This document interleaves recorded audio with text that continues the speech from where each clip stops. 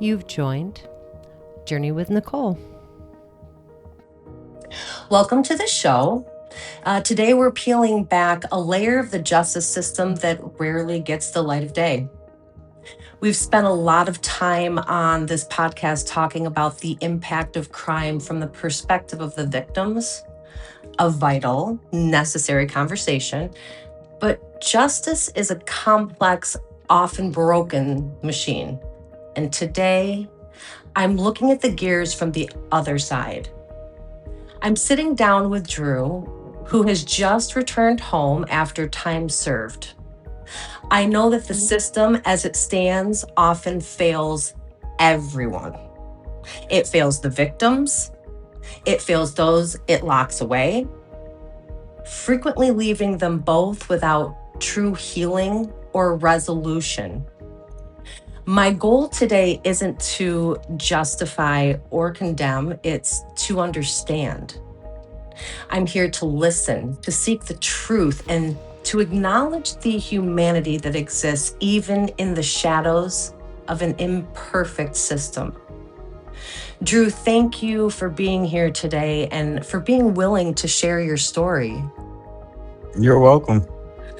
So, I just what is I've got so many questions. Your story is so interesting, and again, thank you so much for sharing.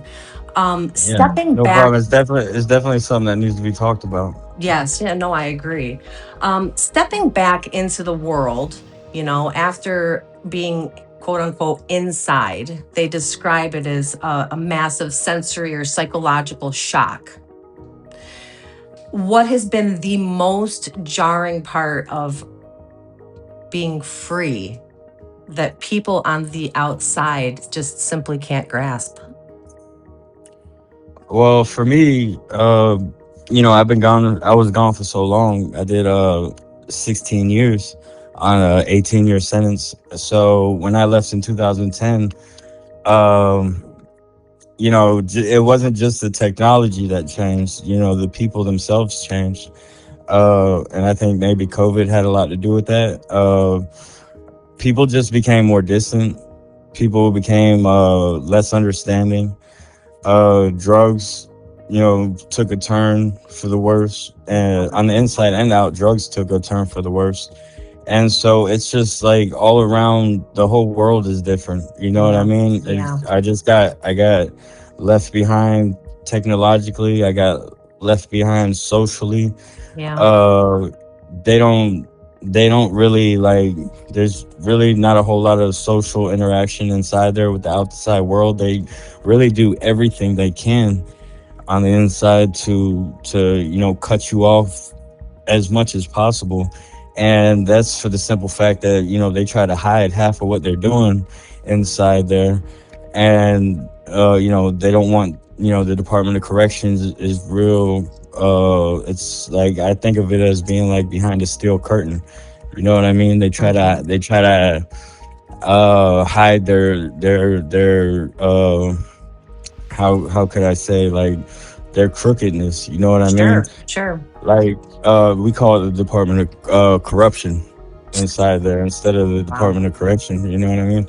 Yeah. And so they try to, like, they don't want their business out there, so they try to cut you off as much as possible socially.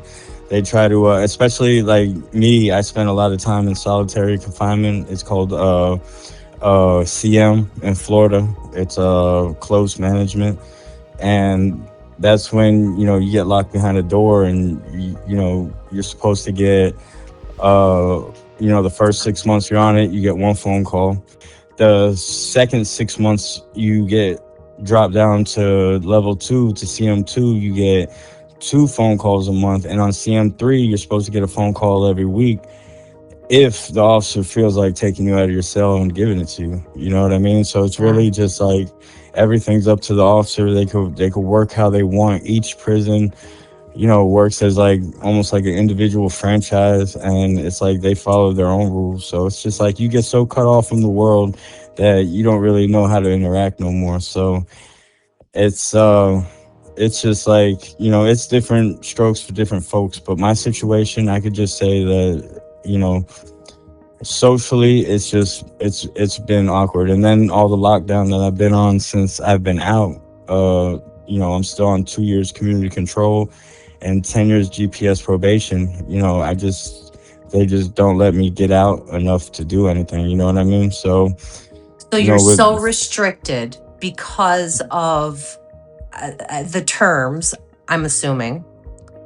right, right. They're not trying to allow me, the ability to really like merge back into society the way I think I should be. You know what I mean? Instead, I'm just being like, I don't know if this is the right term, but like ostracized from society. You know what I mean? Yes, To yes. So are you able to work? Do they allow you to work on the program, I guess is the question. Right, on 2 years community control, I could work, Hmm. but it's at the discretion of my probation. I'm on state probation. Technically, I'm still serving a sentence. I got sentenced to 30 years. I got 18 in prison and 2 years community control, followed by 10 years GPS probation. So, and it's all at the discretion of the probation officer. You got your guidelines and stipulations that were read to you at your sentencing hearing. But your probation has the discretion to let you to verify your work and to, even all the way down to just answering your texts and phone calls so that the address that you need to go for a job interview could be verified. Like, since I've been out, I've had the opportunity to start my own LLC, which I did, and I pulled a great account with a commercial property to manage the property, and my PO just straight up like ignored all my phone calls and wouldn't allow me to work at all. You know what I mean? And then just told me I need to stay home. And so I lost the contract on it. And so it's like I've had no opportunities at all to really like do anything good for myself. and Yeah. it's and it's and then comes the fact that all these companies, they want to ask you, have you ever been convicted of a felony? And they always, when you're on the inside, you hear that it's easy for felons and they have all these grants, but there's so much small print involved in that most of what they say about that is untrue. Like there's really not that much opportunity for a convict out here, as they tell you there is. All these grants that they say they give you, all these reentry opportunities and stuff like that, where they'll find you a job and find you housing or find you money. Yeah, it might be like that for non-violent offenders, but for violent offenders, it's you don't qualify for mostly any of that. So, okay, and I'm glad that you brought that up. Drew, could you maybe go into a little bit what brought you into the system? Well, in 2010, I was involved in a robbery in Pompano Beach, Florida, where the one of the victims of the robbery jumped on the gun, and there was a struggle for the gun, and there was two of them and two of us, and we were inside of a car with the doors shut and the windows up, and the gun went off, and one of the victims was shot and killed. And so me and my co-defendant caught at first a premeditated murder, which obviously it wasn't, and then it was dropped to a first degree felony murder with two robbery to firearms. Okay, so you were not the person with the gun in the hand. Correct. You were in the back seat. No, no, no. I was driving the car. Oh, you were driving the car. Okay. Right. I was So, driving the car. My oh, co-defendant was in the passenger seat, and the two victims were in the back seat. understood. Okay. Wow. Okay, so wow. And I know very little about the law in Florida, so you'll have to excuse me. Is this a Commonwealth? Like, is it because did you all got charged with the same thing, correct? What, you mean the robberies and the murder? Yes. Right. So I got in the it was all one circumstance. It all happened in one situation, and I was charged. I was charged of one sentence for all the crimes. You know what I mean? Okay. So, if I hadn't, it would have been an illegal sentence anyway, because it all happened in one situation. You know what I mean? So Sure. so if I had been charged, separate sentences for all of them, it would have been something called double jeopardy, which would have been a illegal sentence, and obviously I would have gave that back and got resentenced.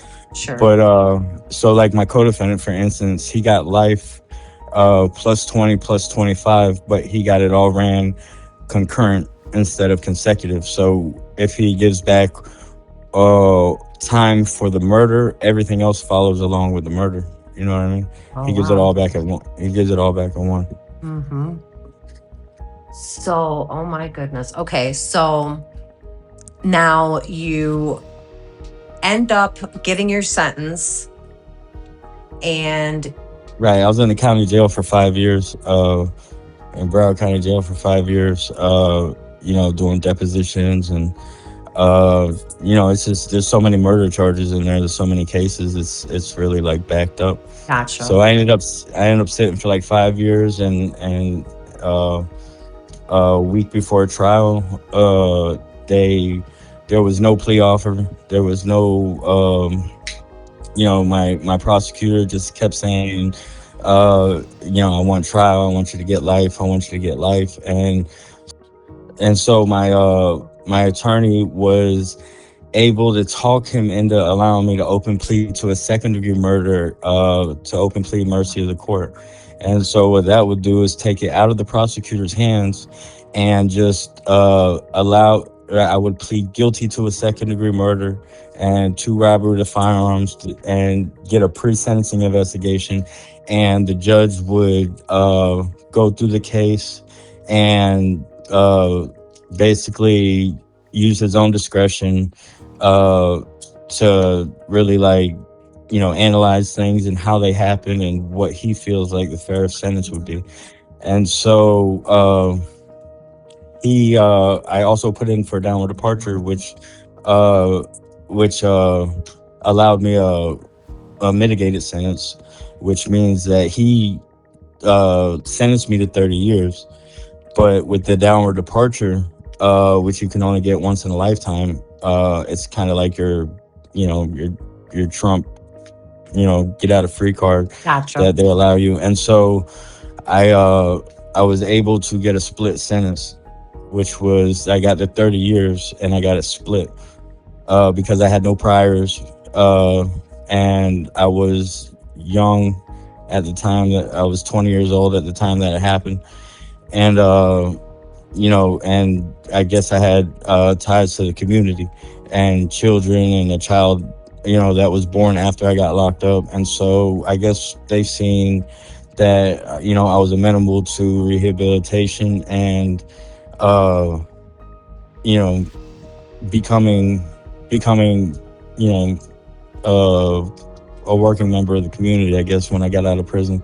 Sure. And so yeah, I ended up getting 30 years. I got the 18 in prison, 2 years community control, and 10 years GPS probation. Okay. Now, you talk about rehabilitation. That word is kind of laughable, right? I mean, oh yeah, and on the inside, it's extremely laughable. Like, okay, so when I got sentenced in 2015, there was zero rehabilitation in the Department of Corrections. The only program that they did have was a modality, which was like a drug program that they some people with drug charges were it was mandatory for them to complete, but I didn't have no drug charges.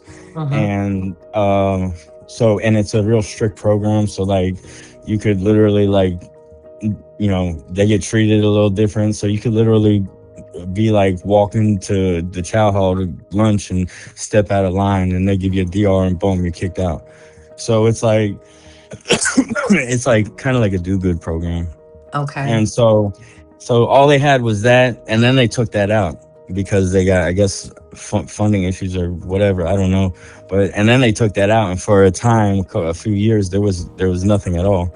So they just had like modality, and then they had the reentry program, and you had to be like 6 months within going home to be in the reentry program. So yeah, there was no rehabilitation at all. There was no way to apply yourself and really do anything. You know what I mean? And I was high custody. I was, the highest custody there is HO5.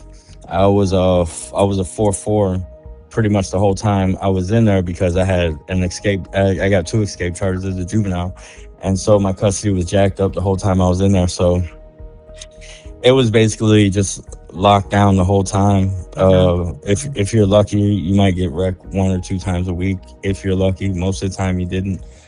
And it was just, basically being locked inside the dorm or locked behind a door, all the time. Yeah, that sounds like it gives a lot of room for personal growth and reform for sure. It's wow. So now I know that the challenges inside were real for you. I mean, they are for everyone, and the experience that you had, would you speak a little bit on what did that look like for you? Like my experiences inside. Yeah. Like Man, from a social just aspect, because there is that element eventually where you have to interact with other human beings and you're not just in solitary anymore, correct? most definitely. Like Yeah. I went I went to CM, which is solitary, 6 months after being in there. Okay. And it was just like, it was hell from the start. You walk in there and everybody's, peeping you out, and it's like, as soon as they see you, you just came into prison or whatnot, it's like you gotta go through shit. You know what I mean? You gotta prove yourself. You gotta it's like a constant state of, people trying to press you and see what they could get away with. Yeah. But it's like, it was just hell from the start. You know what I mean? I just knew it wasn't gonna be too long at all before something happened, and I went to see him, and it really wasn't. It was only 6 months in. But like the first and it's inmate against inmate, because that's the way the officers control you in there. Is they'll use corporate punishment to cause inmate to go against inmate. So they'll be like, something will happen, or someone will curse at the officer, and they'll punish everybody as one, knowing that everybody's gonna jump on this dude's ass. Yep. And they'll use them as puppets. Yeah. to control. And so they kind of promote the violence that way. And they don't care, as long as their officers don't get, like the famous line I got when I went to see him. I went to see him for stabbing somebody in 2015. Like I said, 6 months after I went in there. And the famous thing, they'd say, "Did you hit an officer?" And you'd be like, "No, I got an aggravated battery on an inmate." And so they'd be, "Oh, we give extra trays out for that." You know what I mean? Or something like that. You know what I mean? So they really just don't give a fuck about inmates. I'm sorry, excuse my language. They don't care about inmates. It's just as long as you don't hurt the officers, they don't really care what you do to each other. Like, I've been stabbed 16 times myself. And 16 times inside a prison, you were stabbed 16 times. Yeah, I got 16 stab wounds in me on all 3 different occasions. And four broke jaws. And it's just it's violent in there. It's dirty in there. The healthcare is terrible. They don't care about your well-being. The system. It's just, for people that are doing time and know they're getting out, it's just a struggle from the start to the finish, and hope that you get out in one piece. For the people that are doing life in there, it's just like, you know, you probably got like a, depending on how you're living and how you move, 60-70% chance of getting out, like of dying of old age Right. before some type of disease gets you, or you get killed or something like that. It's just like, and then, if, I mean, low custody inmates and inmates that are able to get into a work camp or something like that, they could live a little better. But inmates that are stuck at, high custodies, like a 4-4 or a 5, like you're in the thick of it. You're in the trenches constantly. No matter where you go, you're going to the worst of it.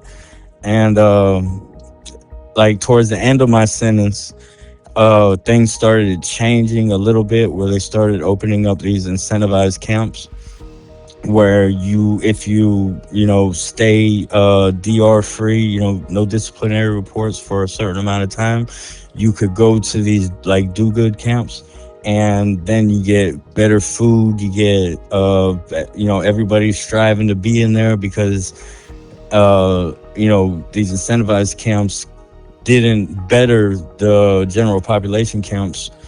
uh the regular camps, they really made the better camps worse, because it really they opened up so many incentivized camps. They concentrated all the problems into disciplinary camps. So more disciplinary, there became more hardcore disciplinary camps the more that they opened up incentivized camps. And so it's like it just like, and then it became more of a struggle to even make it to an incentivized camp, because like how can you possibly, and then the guards are so crooked. It's like, how can you possibly stay clean and keep your face clean and be DR free with a jacked up custody in a camp where 24/7 you have people jacked up on ice, on meth, on boxing. You got everybody smoking this Tucci stuff, and it's like everybody's so fucked up on drugs, and nobody's sleeping. Everybody's staying awake for weeks, just eyeballing each other. How can you possibly, you know, uh, not get a DR or not get in trouble when you're dealing with people that are, you know, like really, really insane? Yeah, no, absolutely. I mean, the immense resilience that a person has to have to survive something like that. Yeah, when someone's not even just legally insane, but like clinically, and Sure. like they're completely insane. And like, I've literally seen somebody just pop up when the lights came on in the morning, run over to somebody and put a knife in their chest for no reason other than that he's been up on meth for 7 days, and he's insane, and he thought the dude was plotting on him, trying to kill him, when they've never even crossed words ever in their life. Sure. So it's like the officers bring in so much dope, and there's so much dope floating around that it's, in most camps you could just, they're giving that away. They're giving that shit away for free, just for the fun, and it's just like That's sadistic. it's That it really is is sick. it is it's extremely messed up, man. And it's just a bad situation. It's the darkest. I've been to the darkest, nastiest, like, hellholes that Florida has to offer. The worst camps they have to offer, and it's like the way the officers conduct those prisons, and the way they deal with situations, and their outlook on inmates as human beings is just, it's disgusting. Like, You know, less it's than inmates are less than animals to them. no, that's exactly what it sounds like, that you are less than an animal. Society often views prisons as places where, you're paying a debt to society for the crime that you committed, right? So, So from your perspective, is there a difference between serving time and actually being held accountable? Because it sounds like what you did, what you had to experience, is so outside of the actual crime. You know what I'm saying? Well, they don't. Once you're in there, it's like it's not like you have a case manager that comes and talks to you about what you did and as individuals. There's I think at one point in 2019, I was reading a report where there was like 92,000 inmates in the Florida system or something like that, and that was probably with work camps and work release and everything. So and like 10,000 inmates in solitary confinement. So it was like and just the regular prisons, there's so many inmates and it's so overcrowded that it's like, first off, they have to keep confinements because they got CM camps, that's solitary confinement long term, but then they have individual confinements at camps. So it's like they have to keep confinement full and they have to keep the compound full, house every inmate into a bed. Now, when you say that they have to keep it full, why do we have to keep it full? Is this because of money? Because of bed space. Okay. Because if they didn't keep confinement full, there wouldn't be enough beds on the compound to house inmates. Every inmate has to have a bed. And so every inmate that leaves confinement, they'll you be have to have somewhere to go. I see what you're saying. they'll have sweeps on the compound. Okay, so they have to have, every now and then they have to have drug sweeps, they have to have gang sweeps and everything like that, because they have to separate the gang members and do transfers. Some of them are disciplinary transfers, some of them are administrative camp transfers, because they have to move, people with an STG file, a security threat group file. They have to keep them on the move and not let them stay at one camp for a while, because those people will get cell phones and they'll move and they'll be doing things. And so they'll do sweeps every now and then. They'll release a whole bunch of people from confinement, and then they'll go on the compound and they'll lock as many people up as they can for, some people, for something. They just know they got shit. They got cameras and they could just run the cameras back and find what they need. Or they'll just go grab people that they don't give a fuck about, and they just need to put them in confinement just because they need to fill confinement up, and they got to release people from confinement at the same time that did their confinement time. So it's like they don't have time to just treat each individual as an individual, or even look at you as an individual. They look at you as like a mass group. You're in blue and you're in stripes, and that's what you are. You're not even a number there. You're just a pod. Yeah, you're just a jumpsuit, or you're just a blue uniform. Wow. You're not an individual. Like, they don't care. Like, the food is disgusting. I stayed sick. The kitchens are disgusting. There's all types of dope and everything like that running through the kitchens. It's like it's just like you're gonna get food poisoning once and twice a week, at majority of these camps, if you eat breakfast, lunch, and dinner in them. Wow. So it's just like there's too many people and there's not enough officers to supervise and to make sure that it's a safe, secure, and clean environment. And the officers that do work there, majority of them are straight out of high school now, because nobody wants to work there. It's such a fucked up environment that it's just like they're just concerned with their own safety and their own well-being, or they're concerned with making their money if they're bringing shit in. Wow. Got 2 jobs, huh? Prison guard and a drug dealer all in one. Yeah, literally. Like, there's, more than drugs, like sex rings, like all types of shit going on in there. Wow. So that, how can you even expect someone to come out of a situation like that and be functioning?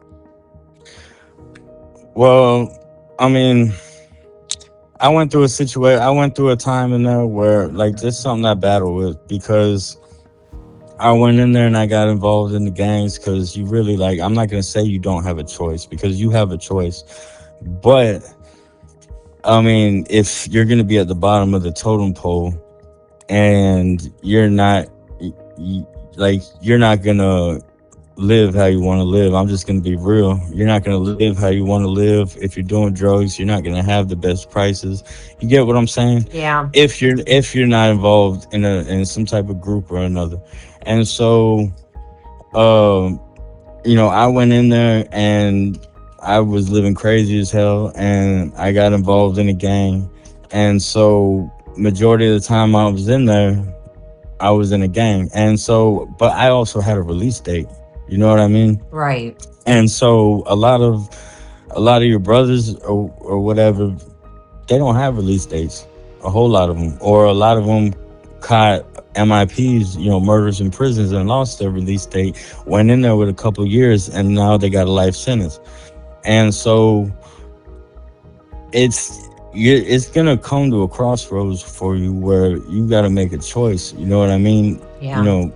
Is this because, like, like I said, I went to CM 3 times. I did 7 years on CM on 3 different bids.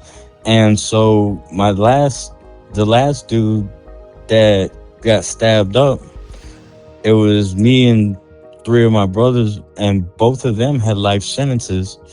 And the dude got hit in his jugular vein on the back of his neck, like going behind his ear, and he almost bled out and died. He got airlifted.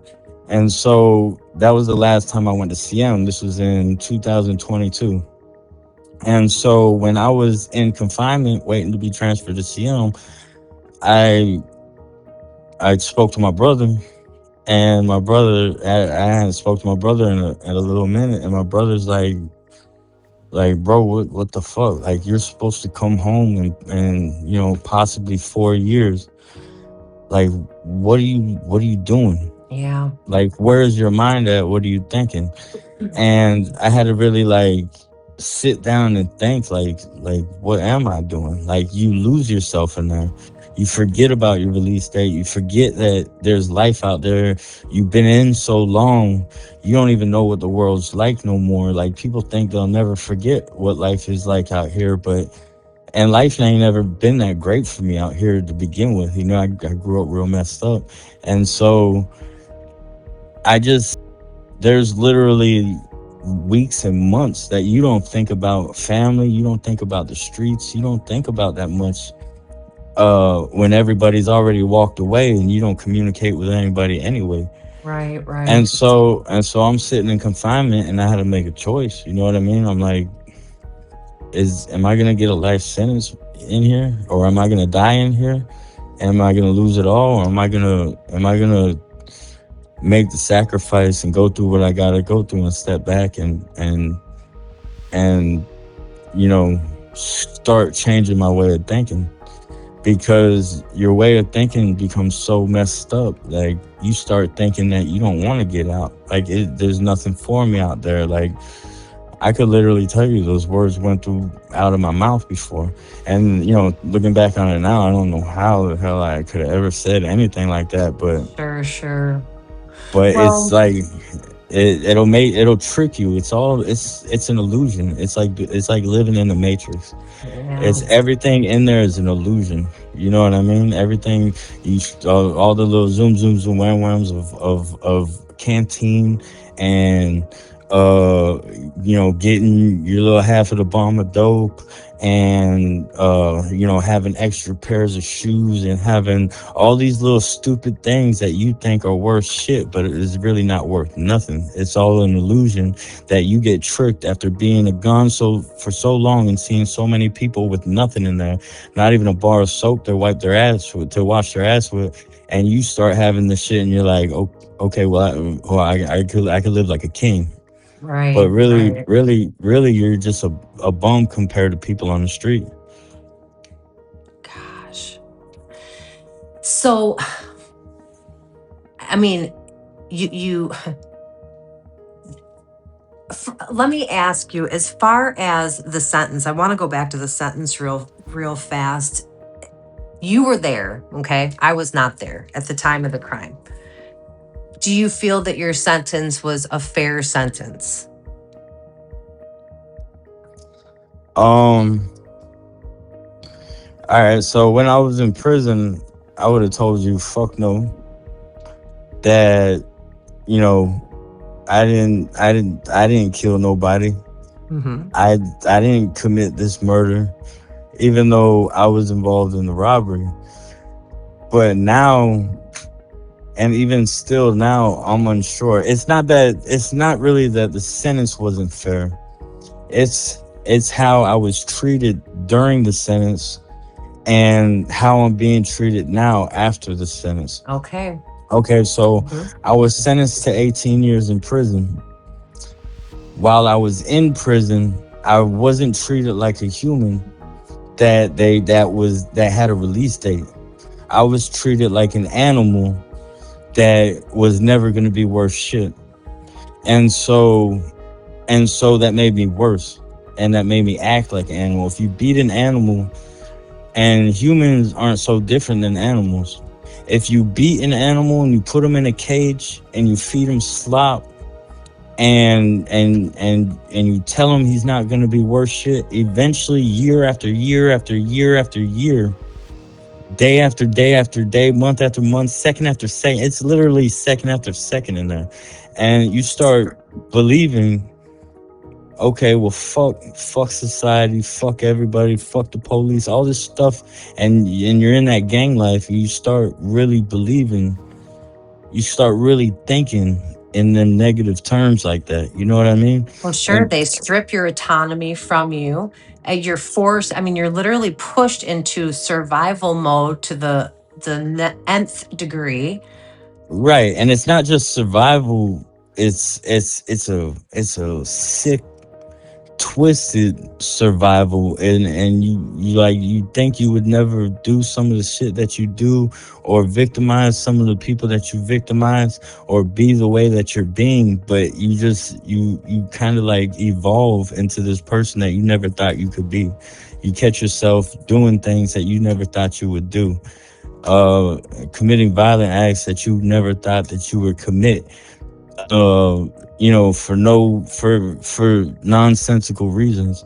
And so it's like, and now looking back on it now, getting the love I got after I've gotten out, my family coming back into my life, and talking to the people I've talked with and stuff like that, just even watching movies, like positive movies, and you could see society from that way. And just like I look back on it and I'm like, what kind of life was that? You know what I mean? What the hell made me do? What was I thinking? Right. And so it's like it's not that I don't feel like my sentence was fair, because every other states, if you got a second degree murder, you're doing like 10 years or something like that. And not every other state, but in a lot of states with Sure. rehabilitation. In Florida, they're giving people life sentences. I got real lucky.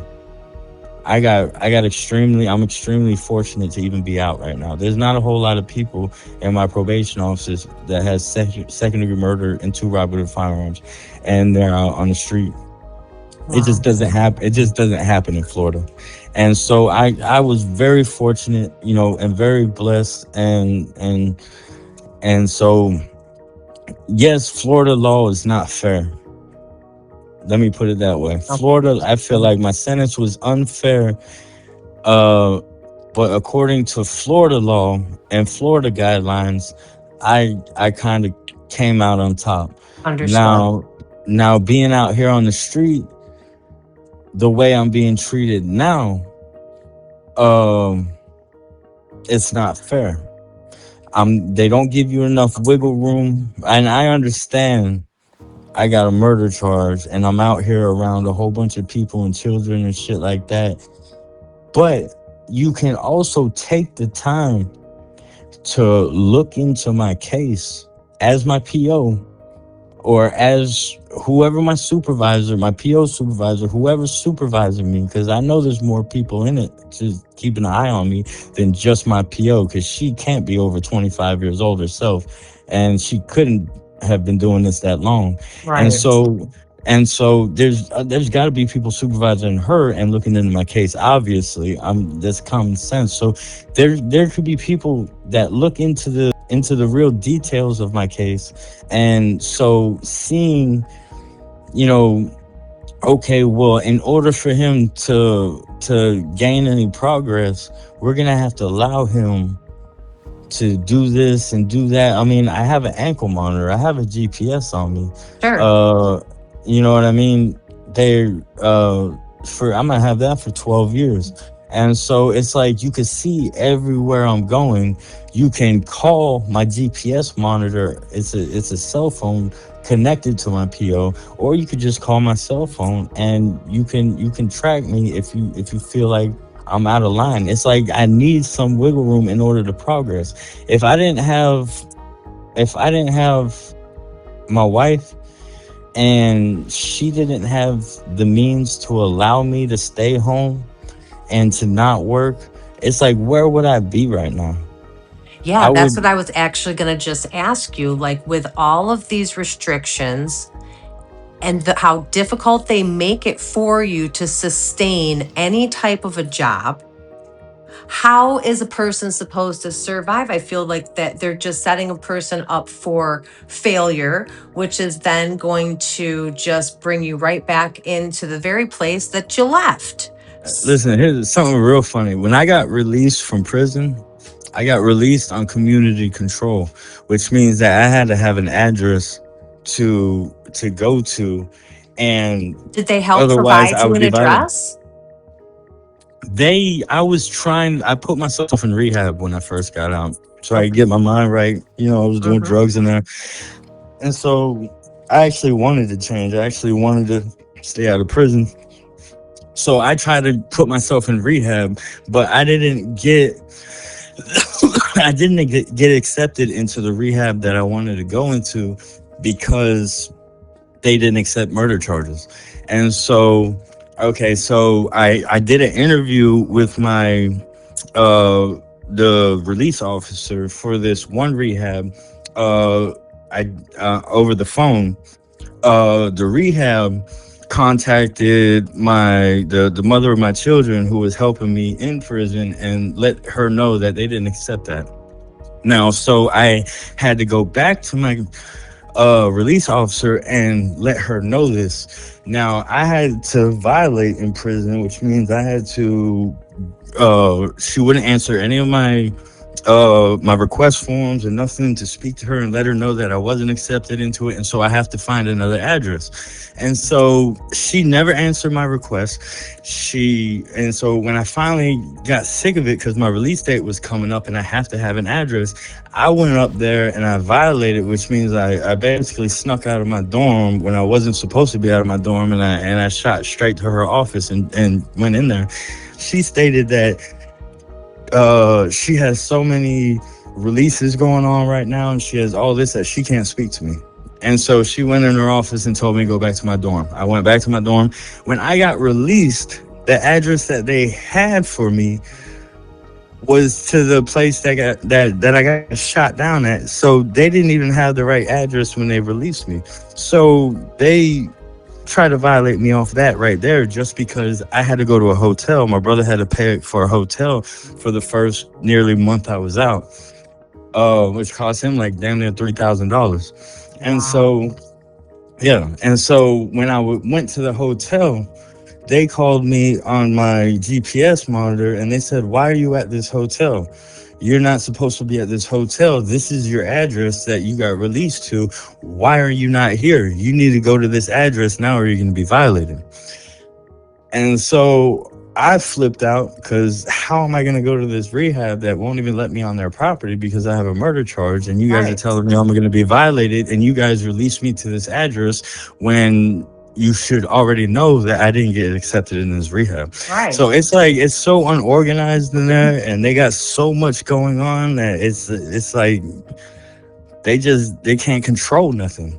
Like, Department of Corrections is falling to pieces, and I did so much time in it. I watched it literally fall to pieces around me, and it's like they should not, like, the feds should come in and take this shit over. You know what I mean? They should not be controlling them prisons. They're not safe. They're not organized. They're not hygienic.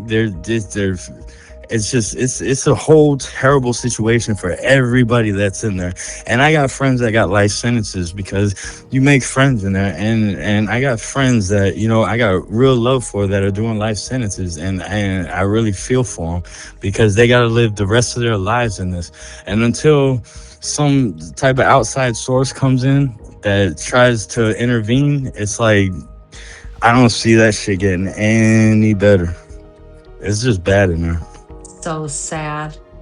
If you could, if there was a way to redesign the transition process from, when you get out of prison, entering back into mainstream, what would that look like for you?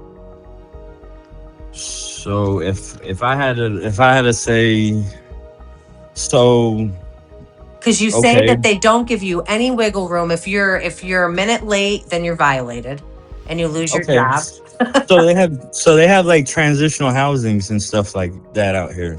You know what I mean? Kind of like halfway houses and stuff like that. Mm-hmm. But you have to be court ordered to a halfway house. They have some that you could go to and you can pay every month. It's usually about $235 was the one I was looking at. And they have a lot of rehabs that'll take you in too. But it's like, even at these places, you're still responsible for being able to go find your own work. Me, I'm not, because I'm on community control, I can't go walk out the house and go look for work. I have to schedule an interview with a person on the phone, and I have to have them schedule me an appointment. And everybody's moving so fast that they're not on your time. They're not on your probation's time. So when you tell them, look, okay, well, I have to call my probation officer and I have to make sure this is okay. They got 20, 30, 40, whatever kind of people lined up for this job that are probably more qualified for you than you. That probably have a way nicer resume than you. I've been in prison for 16 years. And so it's like, it just completely shoots me off. You gotta have somebody really like take a chance on you, that really wants and is obligated to helping out ex-convicts in order for you to get a job. Because all these, like, warehouses that just have people coming in and quitting and coming out and stuff like that, and they need to hire people fast because they're constantly going through workers. Yeah. Like, you're nothing but a number out here in a whole lot of cases too. Yeah. So it's like that's how it is out here. And it's people don't really have empathy for people in my situation. They don't know me and they don't know my circumstance. I made a whole lot of mistakes in there. I got them covered from head to toe in tattoos. You know what I mean? And it's just like, it's like they just looking at me. They're like, look at this motherfucker that just walked in the door. You know what I mean? I just read their eyes.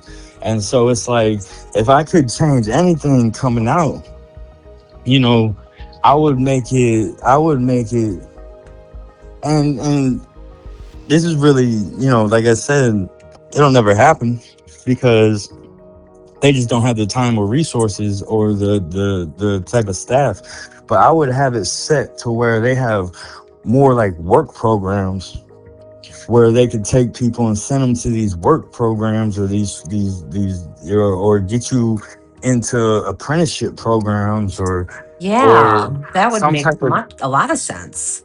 Yeah, something like that. You know what I mean? But that's in a perfect world, and we're far from a perfect world, and every year we're falling more short from a perfect world. But it's like that's what I would have, is something more towards more goal oriented, to get you into some type of work program to where they could get you to work and get you to making money. You know what I mean? But Yeah, you yeah. know, I feel like when they see you progressing in that way, I feel like they become threatened because I feel like they feel like you're gaining power when you're gaining money and you're gaining resources. And the more resources that they feel like a criminal is gaining, or the more money that they feel like an ex-con is gaining, I feel like they feel like they're losing their grasp on you.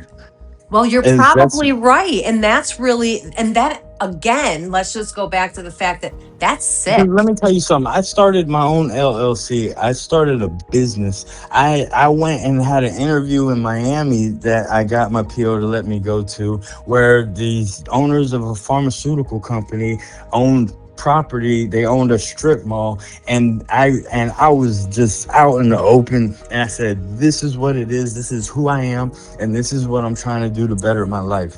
And I laid it all out on the table for them, and I guarantee that I'm trying to change my life, and if you would take a chance, you're gonna be paying me a whole lot less than you'd be paying a whole company to be managing this property, and I laid it out to them. You know what I mean? Right. I didn't try to spit no game or anything, and so they looked at me and they said, "You know what, Drew? I believe that you really want to change your life, and I really feel like in my heart that this is going to work out, and I'm going to take a chance on you." And so they gave me the contract, and so I call my PO. I said, she tells me what she needs. She needs a proof of LLC, and she needs a copy of the contract. And and even the owner of the property's son, who was the one dealing with everything for him, said, "Look, if she's got to call me, she could call me." And I sent her his number. I said, "You could call him, you could talk to them, and they could verify everything." And boom. And it's like they didn't even return my phone calls, wouldn't even return my text messages. I would try to call. She would send me a message saying text message me. I would text message her, and she would ignore my text messages. And so I got to go to work one night. All right. And when I got back home that night, her supervisor called me and said, "Okay, I allowed you to go to work this night," because I called her supervisor and told her supervisor, "Look, she's not returning none of my calls. I got this business, I got this contract, I'm self-employed. Like, I have to go to work." And he said, "Okay, I allowed you to go one night, but you have to wait for her to verify to go back." And she wouldn't call me back. And so the owners called me and said, "Look, I I understand everything you got going on. We took a chance, but we need this property managed, and we got to go with somebody else." And they dropped my contract. You know what I mean? Yeah. And this is what they did on purpose. Yeah. Like, there's no way you're here That's to sabotage. Sabotage is what you that is. sabotage me. Yeah. Like, you sabotage me purposely so that I can't progress. You obviously see my text messages because this is your work phone that I'm text messaging. I'm leaving emails at your office. Like, how could you not have seen those? You know what I mean? Like, you did that on purpose. Yeah. Yeah. That's just neglect, blatant neglect. Right. And they don't want me to progress. And now, even right now, they're sending me back to a program, rehab program, because I told you I put myself in rehab. I didn't finish the program because I felt like it was too locked down. You know what I mean? So Mm-hmm. I went from there to a sober living house, and from a sober living house, I met my wife, and so everything came from there, and now I live in a home with her. But that program I put myself in, she ordered me back to that program for no reason. Is taking me out of my home right now, is putting me back in that program, making it a new stipulation of my probation, and saying that she's going to violate me if I don't go. So now Wow. you're taking me out of my home where I have stability, where I have my kids living with me now, and you're putting me back in a program for what is not an original stipulation of my probation. You know what I mean? And so it's just things like this where they see they see you doing good, they see you elevating, and they try to take you out of your comfort zone and then break you back down so that you can't elevate, and they could keep a foot on your neck. You know what I mean? It's Yeah. this is how this works. That is just, I mean, how frustrating for you. I've Well, dealt with a lot. It would probably be a hell of a lot more frustrating for people that ever had shit. But you know what I mean. But like, it's extremely frustrating to me. But it's like I've dealt with so much that I'm able to kind of like, and I've got so much support that I'm able to be like, what's 60 days and going back to his rehab, and I'm able to see the glass half full than half empty. You know what I mean? So I'm able to be like, you know what, screw it, I'm gonna go knock this out and try to get off this probation, as best possible. And my wife, she's the same way, and my kids, they see it as a way to progress. So yeah.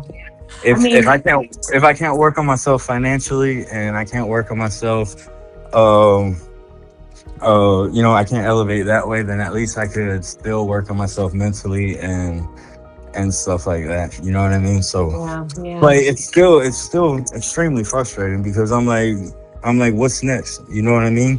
Once I Well, get out of here, what are you gonna try to do to me? yeah, absolutely. I mean, I feel like the system completely lacks any support. And then, I mean, that feels It like an does. It does. understatement, actually, when you feel like you're being actively hindered, which is what Yeah. I hear, they're hindering your progress. And then, I mean, you've shared that your parole officer does not even respond to you. Doesn't even respond to me. Like, I'll call her phone, she'll say text me. I'll text her, and she won't even respond to the And text. Like, you and then lost. when I call her supervisor would be like, basically like, so what? It's just like, you got to do what she says, and if there's not any act of like like bias, or there's no racist shit going on or anything like that, or there's no other issues, underlying issues like that, then there's nothing I can do about it. You got to do what she tells you to do, and that's it. It's like he doesn't step in to try to look at the case or nothing. It's like they don't care, and they all sit in our office together all day, and Right, probably right. probably gossip about us anyway and share information anyway. So it's like there's no one to go to. There's no help. I could hire a lawyer, but where am I going to pull out the money for that? You know what I Yeah, mean? yeah, because you lost your job because your parole officer couldn't just respond to a text message. Right. She's not doing her job. You know what I mean? And she's probably not even qualified to do her job. And the You goal know, to everything was to reform you and to put you right. back out into society so that you could Right. contribute. So say I was a hardened criminal. Say I didn't have my mind right. Say I wasn't so against jumping back in the streets and doing something crazy. Say I was somebody like that. You know what I mean? You're forcing me out into the streets. You're Agreed. forcing me. You're forcing me to try to revert to some type of desperate plan. Yeah, You know what I mean? yeah. Like, You're fortunate that you have, your wife, and you're fortunate that you have your family. And yeah, not a lot of people have that. You know what I I was mean? just going to say, the reality is, how many people leave prison saying that they have those things? Probably not Yeah. many. Like, I've seen people in prison, like, they don't even have soap. Like, they don't give you enough hygiene in prison. They give you like a hotel size, them little tiny hotel soaps. Yep. They give you one of those a week. You know what I mean? And a roll of toilet paper. And I've seen people in prison get that and then try to sell that for a soup to put food in their in their stomach at night. You know what I mean? Like, Yeah. prison's really that bad in there. So what? Like, somebody that's got to do that for a decade or more, 2 decades, and they get out of prison with nothing and nobody, and then they got this PO on their ass like that. Like, what are you doing for them? What are you doing to help them by putting this pressure on them to stay out of prison? You don't want them to stay out of prison. You want them to go back to prison so that you Facts. keep the money circling. Yeah. If you could speak to the people who control these systems, the policymakers, the administrators, those who are supposedly, have this oversight, what would be the one thing that you think that they need to hear from somebody who's actually lived through the consequences of their decisions or lack of. I'll tell them that they need prison reform. They need to stop putting a blind eye to prison reform and stop throwing this percentage change that the whole United States is changing under the carpet, and lower the percentage so that people don't have to sit in there over the time that they should, and that they have a chance to get their mind right and get out with a fresh start, instead of deteriorating to nothing in there in a cesspool of drugs and violence, and give them a chance to get in, get out, and to reform. Like they keep refusing to put this 85% that you have to do 85% of your time before you could get out on some type of conditional release. Like they were supposed to put it to like 73 or something like that, 75 or something like that.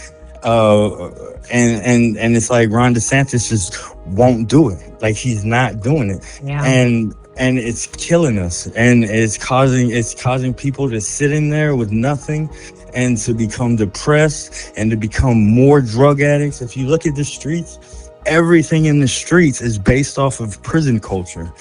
Everything that's going on in the streets. I got out of prison, and it's like you could literally sit there and pinpoint everything that came from prison. The price of drugs, the tattoo art, the music, the everything that influences people and makes people think and move in negative direction. Anything like that, it comes from prison culture. You know what I mean? And it's like an overflowing bucket that's just flowing, just overflowing into the streets of just negativity from prison. It's like, and majority of the people that you see on the street are tied to prison in one way or another, through family, or have been there, or something like that. And it wasn't every day that you've seen somebody, and like majority of the tattoos you see on people, like everybody's covered in tattoos. And so you could just see people and just see the type of tattoos they have and be like, oh, you were in prison. Oh, you were in prison. You were in prison. And they're literally like 6 in 10 people that you see around these neighborhoods been in prison. Yeah. It's ridiculous. There shouldn't be that many people going through prison. It's ridiculous, bro. Well, I hear that loud and clear. I mean, they say people make their own decisions, but people are forced into corners to make those decisions too. You know what I mean? Yeah, no, absolutely. I feel that we've covered a lot of topics today. Before we wrap up, what is one thing that you want people to remember or do differently because they've heard your story? How can we help? How can the voters help? How can we help you? We gotta use our voice. Like even that, I just like I'm so jaded from the system and from politics and how it all goes, and I just know the ins and outs of it, and how money really controls everything and controls the vote. And it's like, yeah, we could protest and we could speak out more, but it's just like what we're doing right now, where all right, so you got so many people in prison that sit there and do this time and go through everything, but then they get out of prison and they just forget, and they don't say nothing about it. Yeah. They don't say nothing about all the crookedness, the corruption. They just go on with their lives and forget about all their friends and everybody that stuck their neck out for you in prison and everything. It's like people that are in prison and get out, you have a voice, you know what I mean? Yes. And you could speak on it, and you could get it out there about everything that's happening. You know what I mean? Like, it's so fucked up in there, and it's so corrupt, and the people that they're allowing to supervise these prisons and govern these prisons, all the way up to the wardens that own these prisons. It's just like they don't have nobody monitoring them, and so They they're don't want anyone creating. monitoring them. No, they don't. They that's why I said it's like a steel curtain. Yeah. And so they get away with what they want to get away with, and nobody's whistleblowing. Nobody's saying what's going on. Nobody's and then I think, does anybody even care? You know what I mean? It's like, but I would say, like, use your voice. You know what I mean? Yeah. Our greatest weapon is use our voice and say something about it. You know what I mean? Speak on it. Yeah, Make people absolutely. make people aware. You know what I mean? And make people care. Yep. Make Well, people want to help. change starts with the conversation. And when people aren't aware of circumstance, how can we possibly desire change if we don't even know that there's something that needs changed? So, Drew, I want to thank you so much for your vulnerability today. By sharing the reality of what you've faced, from the time inside, the active hurdles you're facing, re-entering your free life. You've given our listeners a lens into a system that is failing far too many people. We started this conversation wanting to understand the truth behind the gears of justice. What we've heard today is that protection cannot come at a cost of human dignity or the systematic sabotage of a person's future. True justice shouldn't be a trap.